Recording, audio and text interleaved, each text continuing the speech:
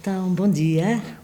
Estamos aqui com o António José Pinto da Silva, mais conhecido por Tosé Pinto, gráfico, durante 47 anos da sua vida. E hoje é dia 7 de novembro de 2025 e a ideia é conseguirmos recuperar memórias das profissões no âmbito do Arquivo de Memória Oral das Profissões da Comunicação. E eu ia começar, posso chamar então por Tosé? À vontade. Ia começar por lhe perguntar, o Tosé vem de onde? Onde é que nasceu? Como é que era a sua família? O Tosé Pinto nasceu numa aldeia chamada Açores, concelho de Sarico da Beira e distrito da Guarda. Sou oriundo de uma família bastante grande, estamos a falar de 7 irmãos e os meus pais. Cedo comecei, enquanto pequenino, comecei na luta, vamos lá chamar assim, do trabalho, guardando ovelhas, tratando de vacas, cavalos, tudo o que é ligado à agricultura da época. O Tosé Pinto passou tudo por aí, eu em conjunto com os meus irmãos, mais velhos, claro. Depois, aos 5 anos, a idade de entrar para a escola, 5, 7 anos, para o ensino básico. Hoje, ensino básico, na altura, era a primeira classe. Claro que aqui já não havia aquelas condições que eu gostaria de ter, mas depois já lá vou mais adiante, que eu posso dizer que ia descalço para a escola, pela geada, pela neve. E o meu livro do primeiro ano, primeira classe, segunda classe, terceira classe, era a minha mochila, era feita de uma saca de batatas. E era isso a minha mochila. Alimentação não havia. A minha mãe cozia 3 alqueires de pão que daria para 8 dias para a família. E era aquilo que nós tínhamos que gerir na questão da alimentação. Depois, lá havia também a senhora do peixe, vamos lá chamar assim, uma vez por semana, em que nós, os irmãos, lutávamos por uma sardinha, por exemplo, lutávamos por uma sardinha a ver quem é que comia a cabeça. Pronto. Posteriormente,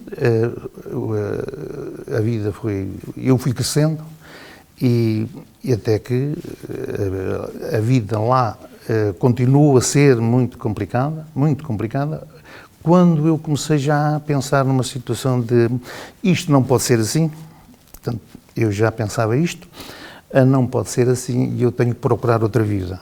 E aí comecei a perceber, isto para entrar aqui talvez um bocadinho na área da comunicação, eventualmente, eu queria ouvir a rádio, eu queria ouvir alguém, desculpa, que me contasse o que é que era um livro, o que é que era um jornal e por aí.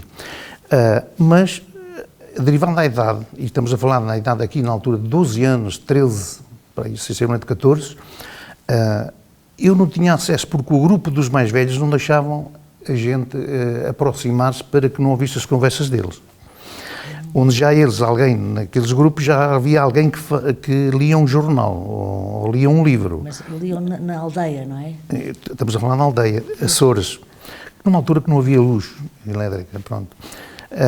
E aí eu fazia questão de chegar lá para perceber o que era. Mais tarde, já com 16 anos, os meus pais, derivado da pressão nossa, dos meus irmãos, os meus pais conseguiram comprar a prestações um rádio. Estamos a falar de que década, mais ou menos? Quando é que nasceu? Que eu esqueci-me de lhe fazer essa desculpa, eu nasci em 11 de outubro de 1948. Muito bem. Portanto, Embora esteja registada para a situação de documentos a 28 de 11 de 1948, porque na altura não havia dinheiro para o registro. Sabemos desses casos. Pronto. A televisão nem pensar, porque nessa altura... Já lá vamos. Recorda-me que depois da rádio, posso-vos dizer uma coisa que é o seguinte, a gente vivia numa quinta, lá na Beira Alta, em que no Alentejo é um monte, mas lá é uma quinta. E então eu não queria ir à aldeia, para quê? Para estar a ouvir o rádio, que era o relato do Benfica, pronto, ou do Sporting, ou do Porto, fazendo várias tarefas ao mesmo tempo. E aí eu comecei a pensar, isto não pode ser, e então eu vim para Lisboa. Através de um amigo, viemos para Lisboa. Com que idade? Vim para Lisboa com 16 anos e meio, 16, 17. Mas e fez a sua formação, foi até onde? A sua formação? Fez a primária e depois? Fez a primária, chegou a fazer o chamado ciclo preparatório? Fiz a primária trabalhando, ajudando os meus pais e a família, e após a primária continuei a ajudar os meus pais e a família, e a escola acabou ali. Aqui, voltando um bocadinho atrás também em relação à escola, também quero-vos dizer que eu não tinha um horário na escola de 3 horas ou 4, não tinha. Tinha um horário na escola ao nascer do sol até ao pôr do sol. Eu era um bocadinho, não é vaidade, mas era um bocadinho interessado, eu gostava de conhecer, mas quero dizer aqui uma coisa, que é, quando fui ao exame da 4ª classe, na altura, eu tinha a professora atrás que me dizia assim, se te enganas, levas uma chapada. E eu, para fugir a essas coisas todas, mais ou menos, escolhi uma lição que nunca me esquece, que é as histórias de vida, que é, escolhi a lição de Dom João I, para que na altura dava o português e dava a história. Ainda hoje eu gosto muito de história. E foi por aí. Mas tinha a minha professora atrás, a dona Aninha, que dizia, se te enganas, se te enganas, levas uma chapada. Pronto, isto... mas, entretanto, houve um percalço também ainda, voltando, já que estamos outra vez a falar na escola, na 3ª classe, eu tive uma professora que chorei eu e chorámos a turma toda, a escola toda, na altura, hoje é turmas, na altura, a escola, porque a senhora faleceu. E essa senhora gostava mais do Tosé que sei lá o quê. Posso-vos dizer que ela não ia almoçar porque ficava comigo. Pegava-me ao colo, era a minha catequista, levava-me à igreja, e então quando percebia que eu não tinha qualquer coisa para comer ou qualquer coisa, ela levava-me à casa dela e dava-me comer, porque ela adorava o Tosé. Era a professora Quininha, a gente chama a Quininha. Quando ela faleceu, chorámos todos debaixo de uma árvore, um plátano. E ali sofremos muito. Depois veio uma professora, agora não me lembro o nome dela, que era esposa de um agente da GNR, cuja professora que era, peço desculpa o que eu vou dizer, mas era muito má. E um dia eu, porque no caderno diário, porque a primeira linha deixava um espaço e depois encostava à esquerda, alinhava à esquerda. E eu enganei-me e tentei fazer 3 linhas seguidas. E veio e deu-me uma chapada. Claro que não gostei, pronto, era um erro, não há dúvida nenhuma, foi um erro, mas não gostei. Claro que... e então, posso fazer, o sangue soltou do nariz. A minha mãe, ao ouvir aquilo, quer dizer, não gostou, porque era o filho. Foi questionar a professora, porque é que fiz aquilo, tal, e a professora diz muito, educadamente, atenção, para a época, a educação da época, a professora diz, olha, para castigo eu não passo de classe. E eu, não passa, pronto, acabou, eu não posso, a senhora não tem direito de bater no meu filho. Amor de mãe. A verdade é que a escola continuou. Eu, mãe, deixa lá isso, já na altura, enquanto miudinho, deixa lá isso, que isto vai passar e tal. Posso-vos dizer que, terminada, ela disse, não passo de classe, não passa, e depois terminado o ano, ela chamou-me à casa dela, concretamente em Sourico da Beira, ainda hoje recordo a casa, não sabia para o que era, E ela chamou-me, e quando cá fora veio ter comigo, como agora a doutora fez, por exemplo, e disse assim, tu hoje vais passar a tarde comigo e vais lanchar comigo. Eu e a minha mãe. Nunca mais me esquece, são memórias que nunca mais me esquece. A excelente senhora, a excelente marido dela, foi pessoas que eu nunca mais esqueci. Tal como a professora Quininha, que foi. Passado isto, 4ª classe, veio o professor Pedro. O professor Pedro, eu adorei, peço que na altura era um homem, pronto, jogávamos às cartas, brincávamos, jogávamos à bola e tal. Um dia fomos para o Rio, para a Praia Fluvial. Estávamos na 4ª classe, ele com os amigos mais velhos ficaram a jogar às cartas. E nós, como miúdos, como traquinas, fomos para a Praia Fluvial, onde a altura da água era para aí 3 metros, naquele local, ou mais. E aquelas brincadeiras, eu há uma altura que fiquei ali, estava mais já para lá e já andava assim para baixo e para cima. E recordo outra pessoa que, falecida já em Angola, que era moleiro, que quando me viu assim, ele sabia nadar muito bem, ele então lança-se à água, pimba, e chega lá e dá-me um encontro no ombro e foi quem me salvou a vida. A pessoa hoje não estava aqui, não estava. O professor não se apercebeu, combinámos todos, e dizia, não se diz nada ao professor, senão isto é uma tragédia, não é? Pronto. E assim fiz o exame da 4ª classe, com excelente nota, excelente trabalho que fizemos, e ligado à agricultura que eu tinha que fazer para fazer crescer os meus irmãos mais novos e ajudar os meus pais, tudo isto ligado, perguntam-me assim, como é que tu conseguiste? Mas era a garra, era o trabalho, tínhamos que vencer, e foi por aí. Posso dizer que, à hora do almoço na escola, eu às vezes queria um bocadinho de pão, não tinha. E então recorria à minha avó materna, a minha avó Nazaré, nunca me esqueço, que ela cultivava muito bem azeitonas. E então ia sempre à casa da minha avó para me dar 2 ou 3 azeitonas, que era o almoço. E então às vezes a minha avó, coitadinha, fechava lá a barrica, ou como é que é aquilo, hoje nem me lembro, para não dar azeitonas. Tudo isto são histórias de vida. Adiante, 4ª classe, e já expliquei o acesso à comunicação, há um bocado iam lá, que é, isto já estamos a falar em 1961, quando eu vi pela primeira vez televisão. E recordo-me que o Benfica jogava a final de Taça dos Campeões Europeus. A casa onde a gente podia ver televisão era da pessoa mais, eu diria aqui, mais dona proprietária da freguesia, entre outros. E era quem nos autorizava com um pedido expresso, dizia assim, o Sr. Pompeu, a Dona Hermina, se nos deixasse ver o Benfica, que a gente gosta do Benfica, era aquela televisão que não estão a imaginar, a televisão o chamado caixote. Como é que a gente via? E era preciso autorizar. Em 61. E eu aí vi o Benfica, sentadinho no chão, com pernas já chinesas, como hoje se diz, e ali vimos o Benfica. Em 62, o Benfica é novamente campeão, e aí já um bocadinho mais esquecido, já mais um ano, foi antes de ir para Lisboa. Voltámos a pedir ao Sr. Pompeu e à Sra. Hermina se nos deixava ver o Benfica, porque era a final da Taça dos Campeões Europeus.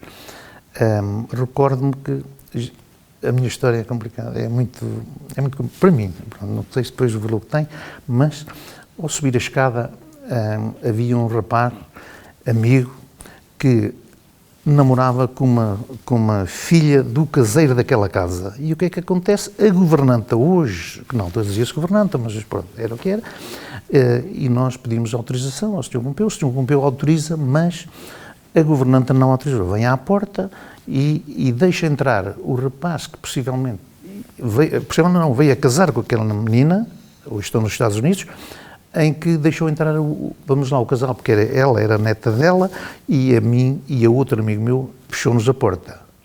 Nós ficámos tristes, claro. Não vimos o Benfica, e pronto. São... Foram ouvir na rádio, não? Como diz? Foram ouvir na rádio, não? Fomos ouvir na rádio, claro. Era a nossa... Ficámos tristes. Posso-vos dizer que, e aqui também já na altura eu não percebia bem, mas vim a perceber logo passado um ano, entrou aqui uma situação da PIDE. Já politicamente, a PIDE. E o senhor, passado um ano, vinha saber que ele era da PIDE, e não só. Hoje sei quem era da PIDE na altura, sei isso tudo, mas foi muito triste porque não ver o Benfica foi triste, mas depois a ação da própria pessoa é que não teve correta de maneira nenhuma, embora a casa, a gente respeitasse que a casa era dele, não era nossa. Mas os meus pais não tinham possibilidade de comprar uma televisão para vermos. E foi assim.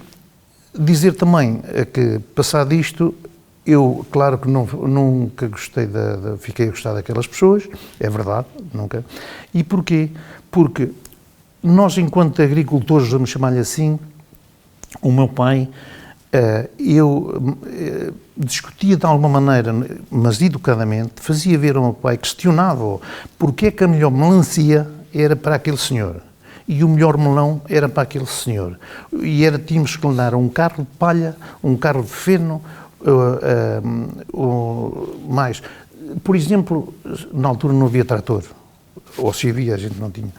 E era a junta de bois, neste caso eram umas vacas, o meu pai tinha as juntas de vacas, que era ter que pedir dinheiro a ele para a agricultura, e ele, para além do meu pai lhe pagar, era uma coisa que eu nunca encarámos, nem eu nem os meus irmãos, com bons olhos, que era, por exemplo, o meu irmão mais velho ia com as vacas lavrar um terreno para aquele senhor, eram 100 escudos, imaginemos isto, 100 escudos na época.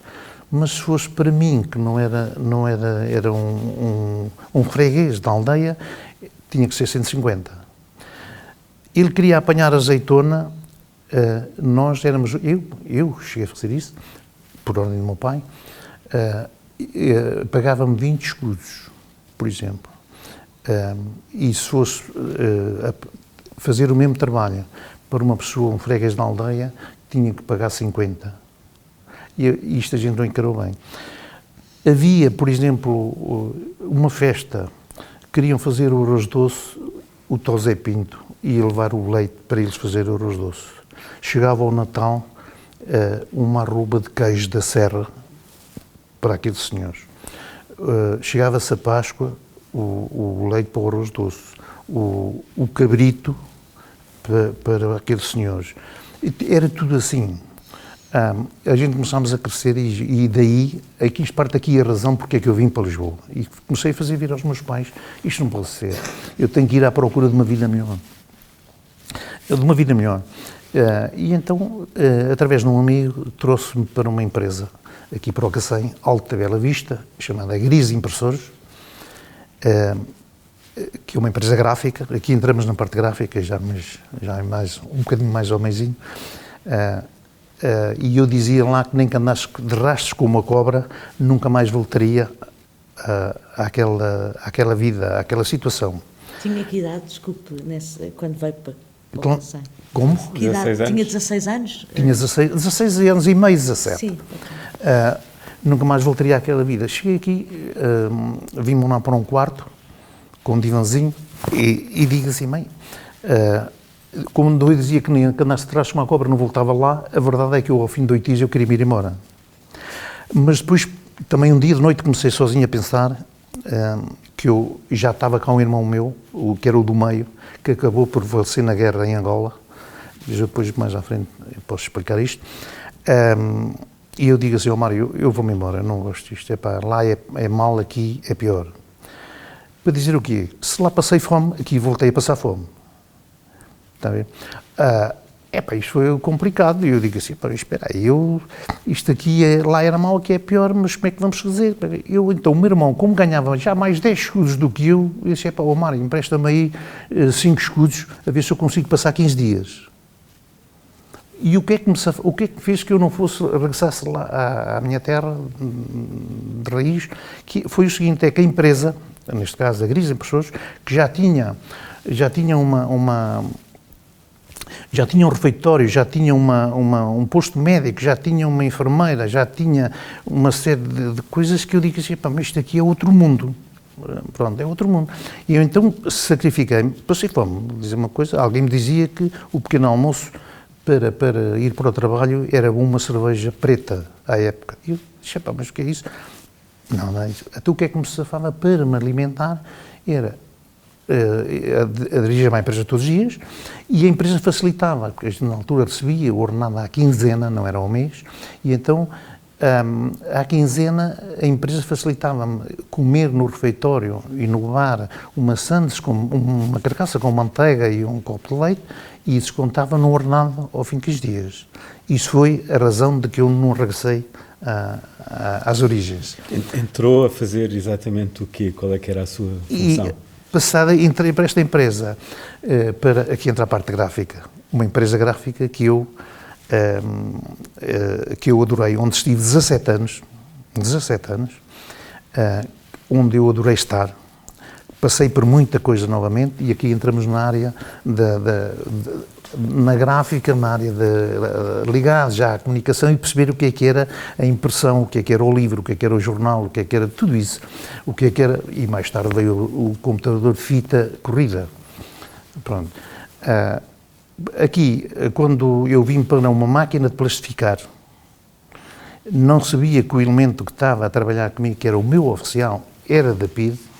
E porque é que eu percebi que era da PID? Que eu não percebi na altura. Há uns senhores que entram na empresa, sem pedir licença a ninguém, que era sempre o que faziam, e começaram a distribuir uns panfletos. E eu, como era o rapazinho que vinha lá da aldeia e não sei o que, era o sereno que tinha que fazer tudo e mais alguma coisa, e então achava que no chão não deviam estar aqueles panfletos. Devia-os apanhar e colocar no contentor do lixo. Hoje o contentor na altura é o caixote. E nunca me esqueceu uma parte que ainda hoje tenho na memória, que é, o meu oficial diz assim, quem é que te mandou apanhar isso? E eu disse, fui eu, porque para não estar no lixo no chão, mal eu sabia que aquilo era político. E a razão, ele, deixa lá estar isso. E passado 10 minutos, vira-se para mim e disse-me assim, vai lá apanhar aquilo. Eu, então, depois você disse para não apanhar e agora você está-me a mandar apanhar. Vai lá apanhar aquilo.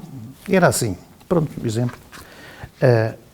Ao outro dia, quem é que vem a PID buscar um colega meu, o Zé Pedroga, que já faleceu, estava numa guilhotina a cortar papel e vem a PID, apanha-me para o braço e leva. Eu perguntei o que é que era aquilo. Não tens nada a ver com isso. Era assim que se trabalhava na altura. Daí, isto para não só acrescentar aqui uma coisa. O meu patrão, primeiro patrão, vamos já chamar assim na altura, Sebastião Alves e Fernando Guedes. Sebastião Alves, que era o proprietário dos lavatórios da Atralcipan, e Fernando Guedes, presidente da eleição, não é eleição, da Associação Portuguesa e Livreiros,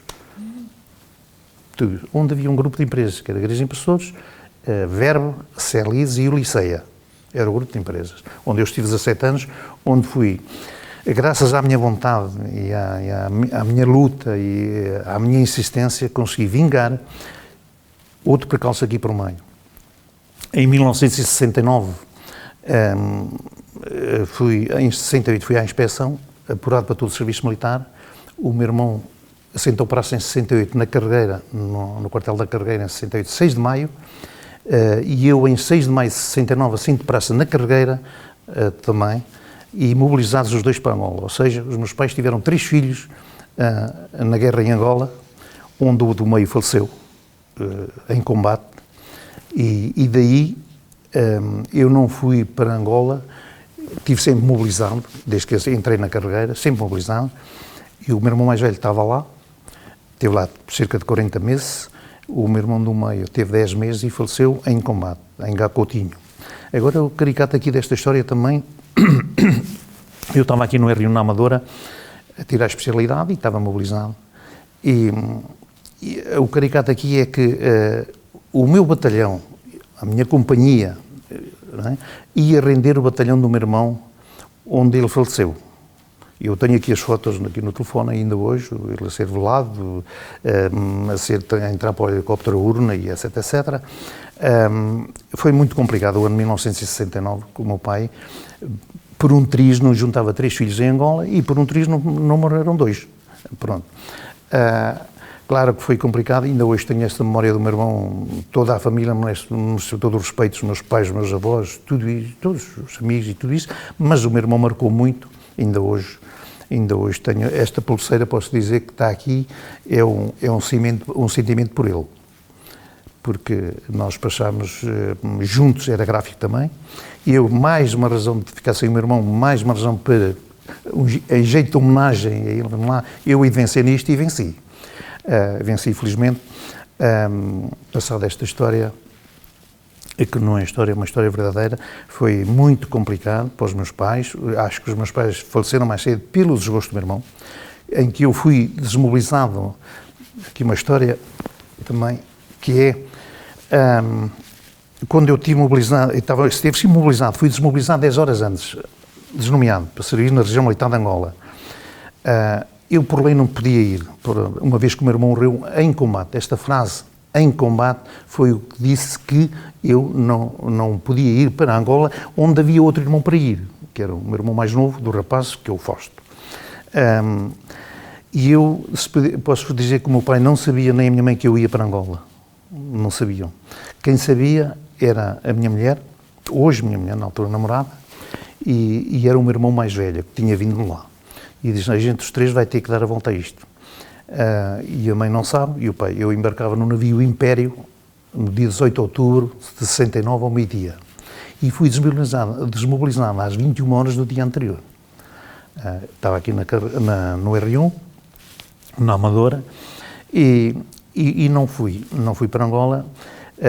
Não tinha medo de ir, posso-vos dizer, não tinha medo de ir para Angola. Até 2 dias antes eu não tinha muito medo, e não tinha medo de mim, não tinha medo de mim, nunca mais via o meu pai nem a minha mãe. Pronto, isso, não me lembrava os irmãos, posso-vos dizer, era o meu pai e a minha mãe. Bom, mas isto passou, fiquei e tive depois outra história de vida que foi também de uma maneira complicada, que é isto, a história de vida. Depois a parte gráfica vem mais à frente. Aqui só tenho 1 ano e meio de gráfica, a esta altura que eu estou a explicar, tenho só 1 ano e meio de gráfica.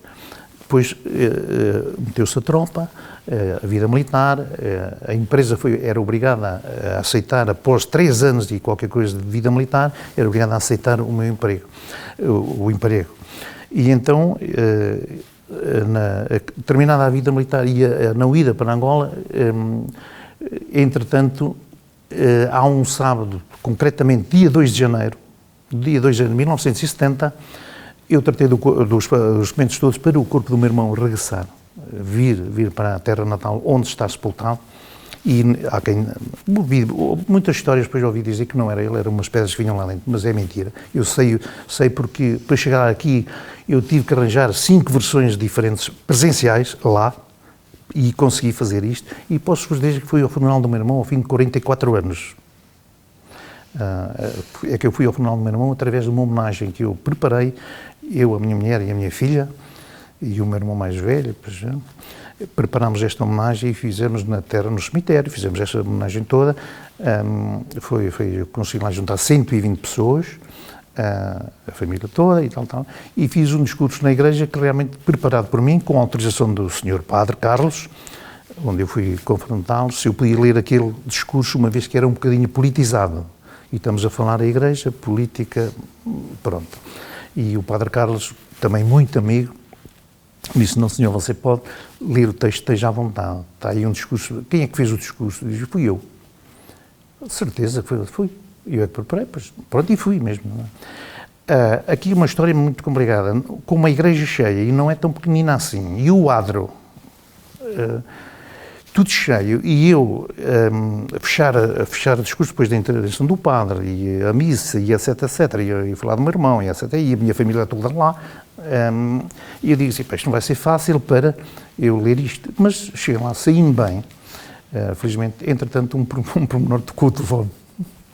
Mas saí-me bem. E sem deitar uma lágrima não foi fácil. Nomear a família toda, os amigos, os colegas do meu irmão e tudo isso que implica, estamos a falar de capitães, tenentes, coronéis, já à época, coronéis e tal. Toda a gente me deu os parabéns e depois eu só me recordo de uma coisa, é que terminado o discurso, há ali umas palmas, etc, sem deitar uma lágrima. A verdade é que quando eu entro na sacristia para perguntar ao senhor Padre Carlos quanto é que eu lhe devo, mas antes disso ele diz assim, você teve muito bem, teve impecável, você, e muita força, deu-me um abraço, e eu na altura perguntei, quanto é que eu lhe devo, Sr. Padre? E você acha que eu lhe vou levar dinheiro para uma coisa desta? Era o que faltava. Nem pense nisso. Entra a minha mulher, toca-me no ombro e diz-me assim, tiveste muito bem, portaste muito bem, e aí caiu uma lágrima. Pronto, isto é uma história nacional. Posso só fazer ainda uma perguntinha? Pode, com certeza. Como é que chegou à gráfica, isto é, quais foram os contactos? Cheguei à gráfica... Porque chegou a Lisboa, ao Cacém? Cheguei ao Cacém. Como disse há bocadinho, os panfletos tinham o seguimento e eu desviei um bocadinho, tinham o seguimento para a gráfica. Portanto, aí, quando eu disse que fui trabalhar com o meu oficial, que me proibiu de apanhar os panfletos, eu comecei a dizer, não posso ser assim outra vez, não pode. E fui ter com a pessoa que me trouxe para a gráfica e disse-lhe assim, por acaso também se chamava Pinto, e disse assim, olha, que era o chefe dos acabamentos, e disse assim, olha, você, ou me passa para a secção de impressão offset, ou então eu vou-me embora, que eu já estou habilitado a ir trabalhar para outra empresa, que na altura, posso dizer que arranjávamos trabalho de qualquer maneira, saía hoje daqui ao meio-dia e da parte da tarde ia trabalhar para outra empresa, no mesmo ramo. Não eram as dificuldades que há hoje, mas enfim. E ele estava, nós deixa de estar aqui e tal. A verdade é que na semana a seguir ele manda-me apresentar, olha, apresenta-se ao José Fernandes, que faz ali para o Rosset. Foi o que eu quis ouvir. Ainda estamos a isto antes de ir para a tropa, no espaço animais. Desculpe. Pronto, e fui para a tropa, posso dizer, com um ordenado de 65 escudos por dia. 65 escudos por dia. Pronto, fui para a tropa e acabou, e depois regressei. Vindo da tropa, outras máquinas já, mais técnicas, mais outra situação, e andei ali por um ano, que a pessoa que me via acarinhar não me acarinhou mais uma vez, não me acarinhou, que era quem me trouxe para cá depois, e não me acarinhou na altura, e eu recordo de uma frase que ele disse, Sr. Pinto, diga-me uma coisa, então eu vou para que máquina? E fica a ganhar no mesmo ordenado, ou vou ganhar... Não, vais ganhar o que estavas a ganhar, ou és mais que os outros? Era tudo assim. Eu disse, sim, senhor. Fui para uma máquina que ele entendeu que devia ir e disse, eu vou-me embora.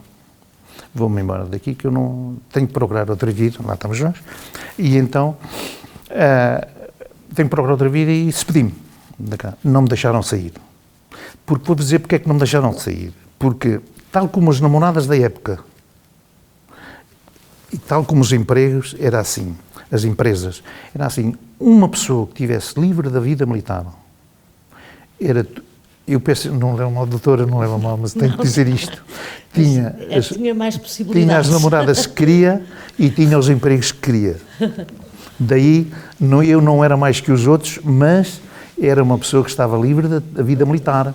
E o próprio governo criou aquelas situações, isto é um bocadinho política, peço desculpa, não é mal, mas era a política do governo, o sistema era, por um lado, vamos ter filhos, arranjar filhos para irem para uma determinada guerra, e depois, por outro lado, vamos sacrificar os pais.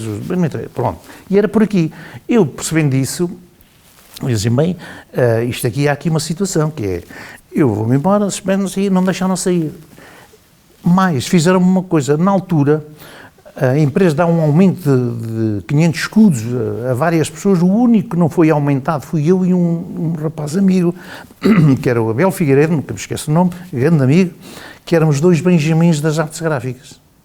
Éramos dois benjamins das artes gráficas, tanto a nível do país mesmo, como da empresa. Empresa, país. Toda a gente queria trabalhar com o Tosé Pinto e com o Abel Figueiredo. Toda a gente queria. Eles então, os dois pegamos e, olha, eu vou-me despedir. Eu também vou despedir. Chegamos à administração, olha, a carta de admissão, vamos embora. Não, senhor, vocês não podem ir. Não pode. Não, mas a gente vai, temos que ir à procura de uma vida melhor. Lá está sempre a vida melhor. Financeiramente e não só. e tecnicamente, e tudo, crescer na vida, crescer profissionalmente, e crescer... Vou-vos dizer uma coisa que é assim, derivada desta situação, eu fui aumentado 1.500 escudos, e o meu colega 1.500 escudos, e os outros foram 500. Para vos dizer como é que isto funcionava. Era preciso a gente estar... Era preciso reclamar. Era preciso a gente estar atento às situações e perceber. Epá, espera aí, mas porque é que é? Se por um lado somos um Benjamin, mas por outro lado somos sacrificados. Não pode ser. E então, não era ninguém desenrascava a gente. O que desenrascávamos éramos nós, tínhamos que ir à procura. E foi o que fizemos. Tanto eu como ele, posso dizer que o Abel Figueiredo foi para uma empresa que era o Fernandes e Terceiro na altura, e eu mantive-me ali, porquê? Porque, para além dos 1.500 escudos, puseram-me a conduzir uma máquina sozinho. E eu disse, aí, agora é que vai ser bonito.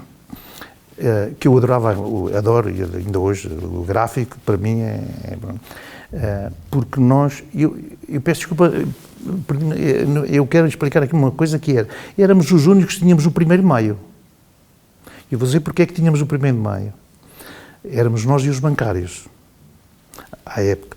Porquê? Tínhamos o 1º de maio, porquê? Porque, e vou aqui também entrar na comunicação, penso eu, que é assim, éramos gráficos porque quando as notícias saíam para a rua, num jornal, o Diário de Lisboa, o Século, a Bola, o Mundo Desportivo, sei lá, nós imprimíamos o jornal, imprimíamos o livro, e nós éramos os segundos, porque o primeiro era a censura, e nós éramos os segundos.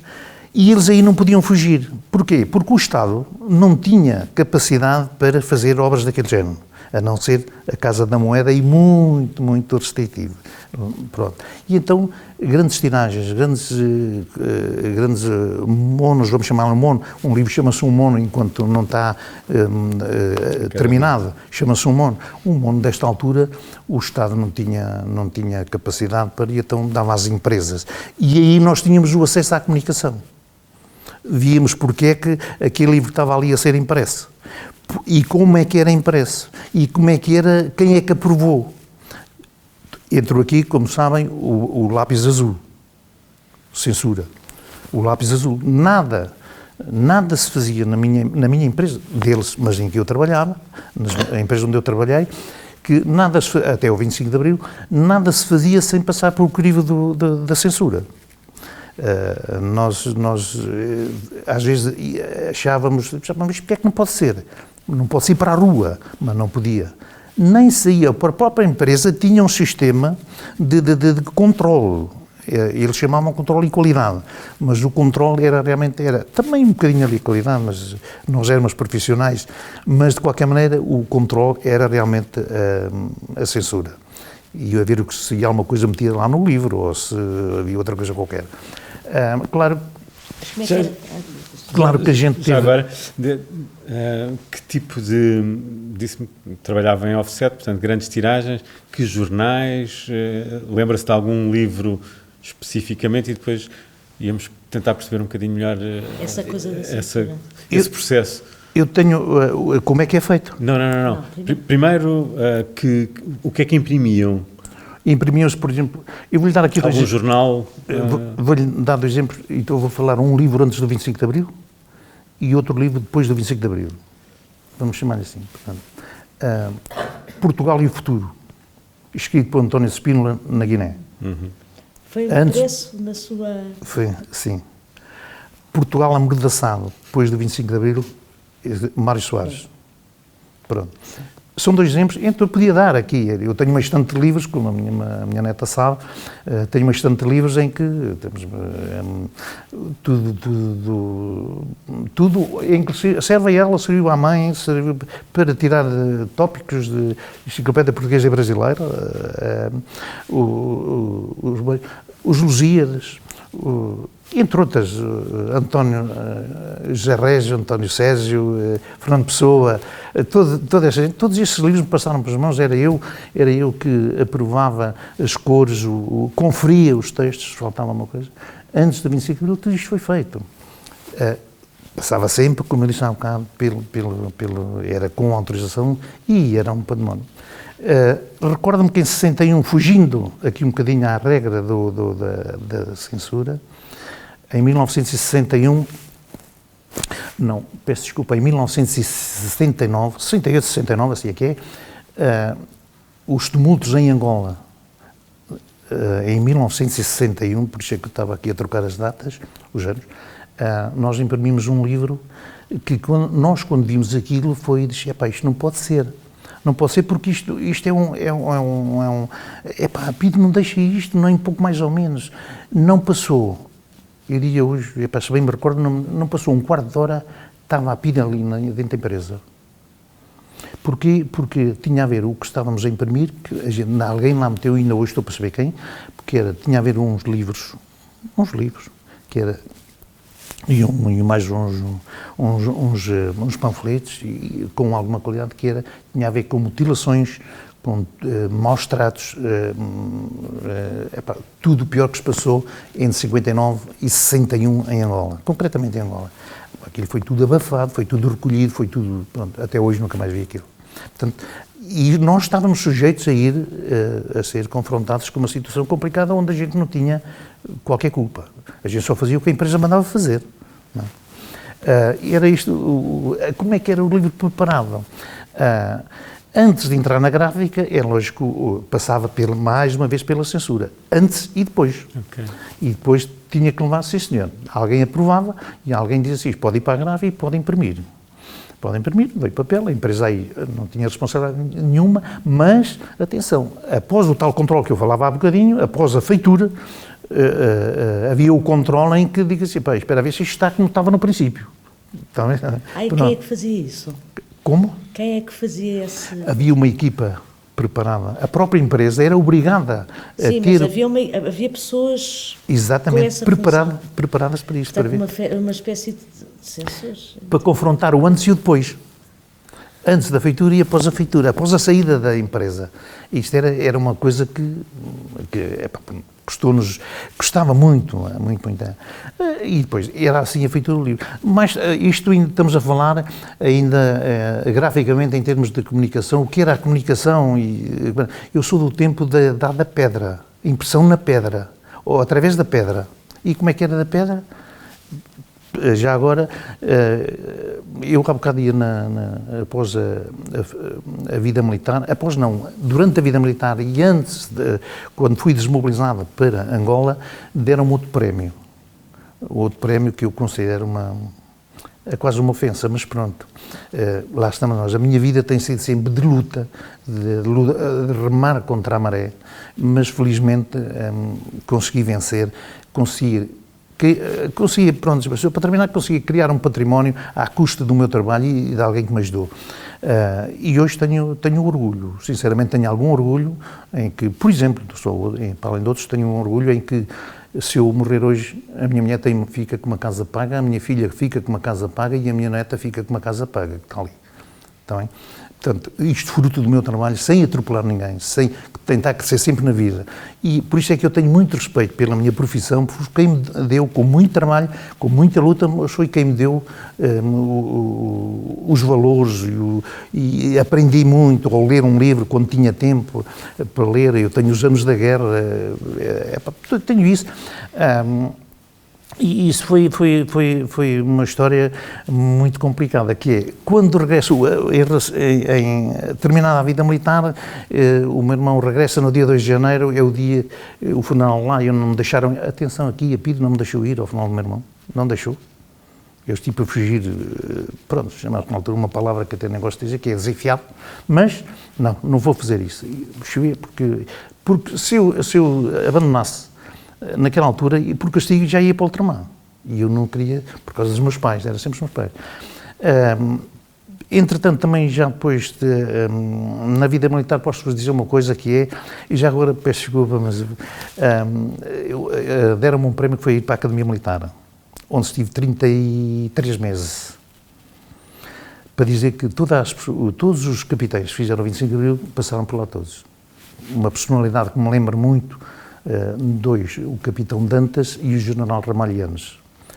O Ramalhianes passava por mim na Academia Militar, ele era capitão na altura, nunca me fez continência e nem eu queria que ele fizesse a ele. Ele é que dizia, não faço, não.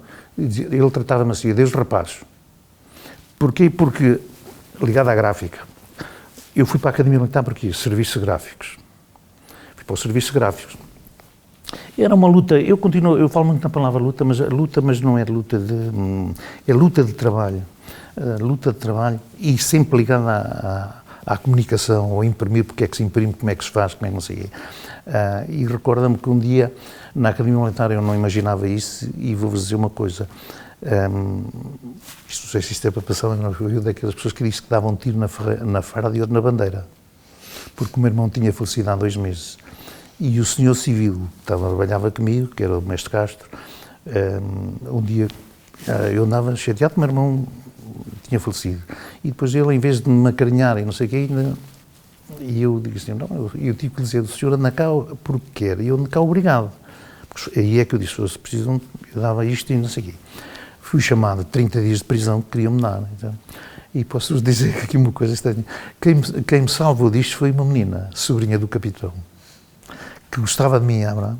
É uma menina muito amiga, mas só que eu, pronto, não engraçava, não sei, as coisas são como são, mas era muito amiga e pronto, disse, lá me safei dessa, pronto. Onde trabalhavam, onde este indivíduo que eu disse que estava a ter na bandeira, era da PID também. E um dia tentaram passar uma rasteira, que já conto a seguir, mas tenho que contar primeiro esta, que é eu como gráfico fui para lá, imprimia os passaportes, as despesas, tudo, a ordem de serviço, tudo isso, imprimia tudo. E eles, havia uma situação que havia uma chapa gráfico, que eles só faziam, isto só tira 100 folhas. E eu falei, mas porquê é que tira 100 folhas? Porque não dá para mais. Mas espera aí, então, mas quanto tempo é que dá para ter no forno, era um forno, cozer a chapa? Quanto tempo é que lá está? É 1 minuto, que é o que diz. Então, isto se puser, em vez de 1 minuto, puser 3. O que é que acontece? Não pode ser. Então, experimente lá. Eu pago a chapa, tal qual, na Academia Militar. É dizer, não pode ser. Pode, a minha responsabilidade, ponho lá. E vou-vos dizer uma coisa, enquanto eles imprimiam 100 folhas, no antigamente, eu, com aquela, sabe quantas folhas imprimi? Nem de propósito. 20.000 que já iam. E digo 20.000 porque também para abrir mais um bocadinho, que é o general, na altura, que era o António Mar Romão e João de Deus Mendes Quintela, primeiro e segundo comandante da Academia Militar, entraram lá, tinham um trabalho para imprimir e o trabalho tinha que ir para o Ministério do Exército, para o Estado-Maior do Exército, para imprimir, que ali não havia técnicos para imprimir. E havia uma máquina nova que estava lá. E eu perguntei ao Sr. Carlos, esta máquina não anda, não trabalha, não está em condições? Está em condições, mas tem que vir aí os técnicos. Mas eu já tinha andado de volta da máquina, porque quem tem vontade... E eu disse, o Sr. Carlos tem chapas, tem tinta, tem papel, tem tudo isso. Então, eu imprimo o trabalho. Era para me safar, vou dizer uma coisa, era para me safar por causa daquela situação do tiro na bandeira e outro na farda. Que eles precisavam de mim.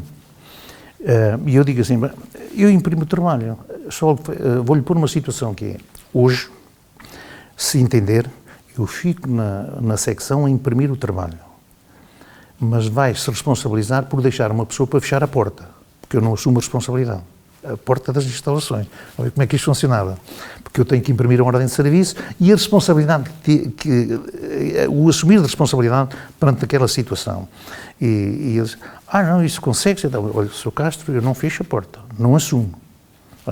Imprimi o trabalhinho e pus-o assim em cima da secretária dele. Só amanhã, a partir das 14 horas, é que pode cortar o papel. Que era para os alunos levarem para Santa Margarida, para as marchas finais, na época.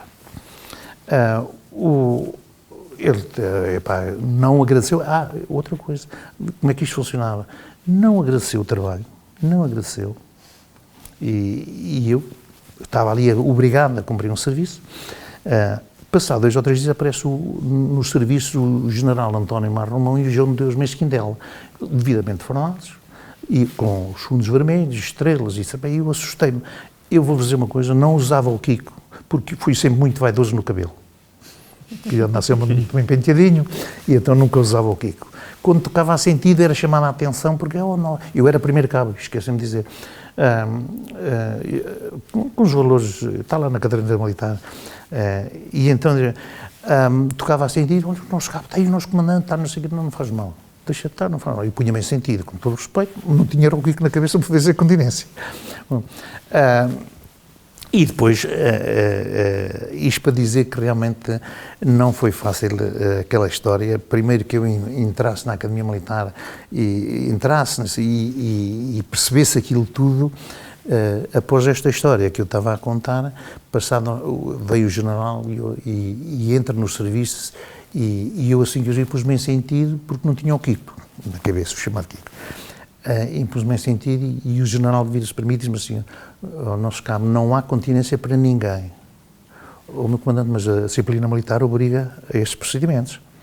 Não, esquece, não há cumprimento, não, esquece lá isso, esquece. E eu disse: bem, então se me dá licença, porque era assim, se me dá licença.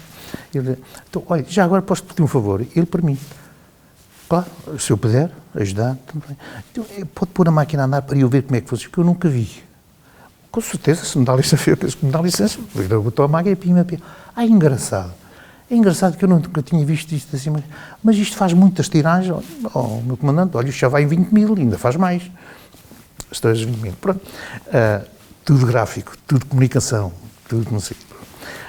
E foi assim. Passado esta história, eles abandonaram as instalações e eu, quando vi que eles já estão fora das instalações, chamei os dois chefes, que eram o mestre da tipografia e o mestre do offset, chamei-os e fez num gabinete e disse assim: olha, agora vou-vos dizer uma coisa, agora, a partir de agora, tudo o que se passar aqui nos serviços gráficos e que não tenha a ver com os serviços, o nosso comandante vai saber tudo. Eu explico isto que é para a volta que eu dei, que eles tentaram me dar a mim, mas que eu depois dei a eles e depois conto mais um episódio, que é para terminar, não é? Mas porquê? Porque sim. E porquê é que eu dizia isto? Porque, se hoje falam politicamente na corrupção, na altura havia muita corrupção. Eu não ia à casa, só ia à casa dos meus pais ao fim de 6 em 6 meses. E então havia uma bomba de gasolina dentro da Academia Militar. E toda a gente, ao fim de semana, despejava uma bomba de gasolina. Já pode ver, era o pai, era o marido, era a filha, não sei o que. Não tinha nada a ver com isso. O mini mercado era a mesma coisa. E eu disse: pronto, está bem, é assim, é o sistema, é para encantar a ver. Porque é que eu dava conta disto? Porque não ia à casa. Eu tinha os fins de semana para lavar a minha roupa, passar a ferro, e era o que eu fazia, as histórias de vida. Pronto, e tive sempre, ligado à comunicação, e a comunicação era sempre o gráfico, saí da vida militar, enverdei até por uma carreira gráfica. Deixa-me só fazer duas perguntas em relação ainda à experiência na Academia Militar. Trabalhou com um superior hierárquico civil, mas da primeira vez que o identificou chamou-lhe mestre, e depois agora disse mestre da tipografia e mestre do offset. Queria que falasse um bocadinho sobre como é que era essa formação e essas relações entre as várias hierarquias dentro da profissão. Falando do serviço, a hierarquia dentro daqueles serviços era um capitão militar, tinha que ser sempre um capitão, uma entidade, um posto militar, que era neste caso capitão Neta, era o chefe dos serviços. Por sua vez, o mestre Castro era o chefe do offset. Por sua vez, o mestre Martinho era o chefe da tipografia. E era assim que funcionava. Se me perguntaram, cursos que eles tiveram, zero. Eu não é vaidade, chama a atenção disto, não é vaidade nenhuma, mas eu sabia mais com este dedo que eles sabiam todos juntos. Daí eu de falar há bocadinho nos 20 mil da tiragem e eles só faziam 200 folhas. Um dia tentei perceber, não sei se expliquei isto mais ou menos, mas era assim que funcionava, porque curso não havia. Nós tínhamos que aprender às nossas custas. Vontade de trabalho e crescer, tentar crescer. Se a doutora está num posto X, eu vou ter que chegar ao posto X, porque ainda estou no A ou no B, ou não sei, mas eu tenho que chegar ao X. E era assim, com um custo muito de trabalho. E vou-vos dizer, passando fome, que eu já expliquei aqui, passando fome, eu tinha que chegar lá. E era assim que as pessoas subiam na vida. Era as pessoas assim que subiam infelizmente ainda hoje ainda acontece, aí pouco mudou, porque eu só vou para ali se, não sei o que, eu só vou para aqui, não, o Tosé tem uma coisa que foi, como disse há bocado, muito à custa do meu trabalho, muito à custa do meu trabalho, e quem apoio da família, e tudo isso foi quem catapultou, vamos lá chamar-lhe assim, para esta vida de gráfico. Posso-vos dizer também, já que, e também para mais uma história de vida, um dia, quero dizer aqui uma coisa, eu só trabalhei em 3 empresas durante 46 anos. Nunca procurei trabalho, nunca. A minha área foi sempre, para além da agricultura, que montei no princípio, pequenino, a minha área foi sempre a arte gráfica. Sempre a arte gráfica.